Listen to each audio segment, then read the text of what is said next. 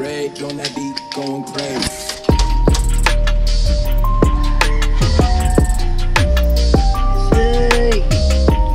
Wait.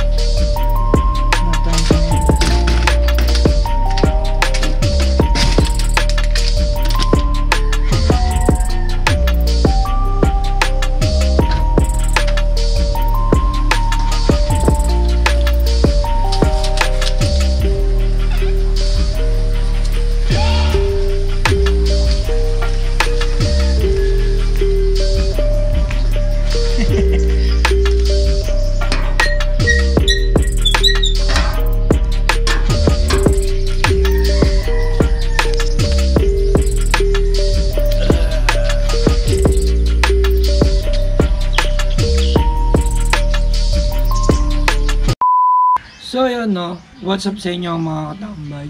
So itong video na to mga katambay para sa mga tropa, pamilya, kamag-anak na magtataka o magtatanong. Tsaka sa inyo na rin na kahit paano sumusubaybay sa buhay ko.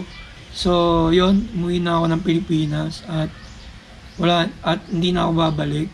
Kumbaga for good na. So bali na ako ng 4 years sa Korea. Meron pa akong 10 months kaya lang umuwi na ako. Kasi nagkasakit ako.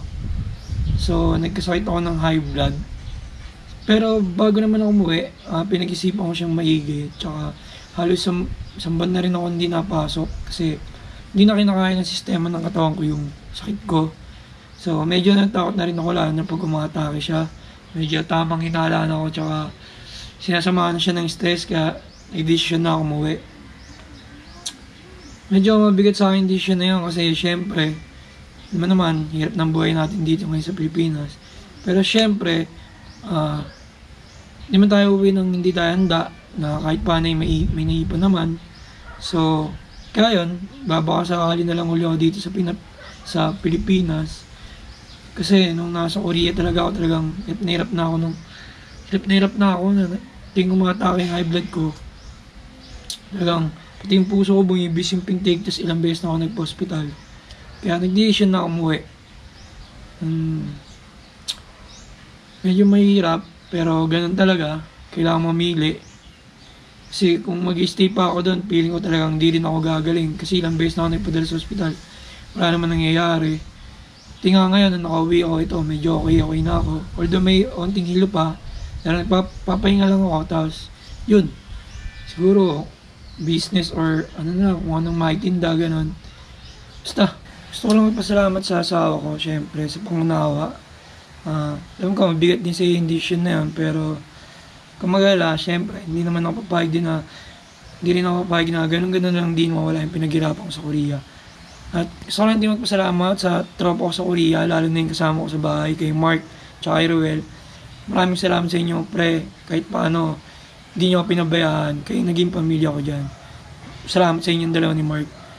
Tsaka sa mga tropa na naging kapatid ko na dyan sa Korea, kila Patrick Pininoy, RB Galang, Kenneth Torres, Eugene Dalusong, sino ba?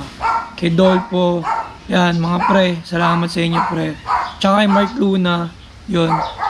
Maraming salamat sa inyo mga pre, talagang kahit anong lapit sa inyo, hindi ako nawapaya. Kining Asian ingay. So ayun, hanggang dito na lang mga tambay. Maraming salamat sa mga patuloy na sumusuporta sa akin dyan.